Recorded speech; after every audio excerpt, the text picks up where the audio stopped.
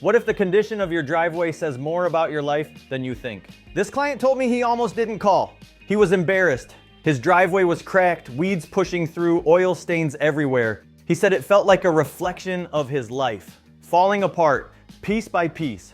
But here's the thing. He finally decided to take action. And when we fixed up his driveway, he stood there quiet for a moment and said, "Man, this feels like a fresh start." And that's the truth. Sometimes it's not just about fixing a driveway. It's about reminding someone they're not stuck.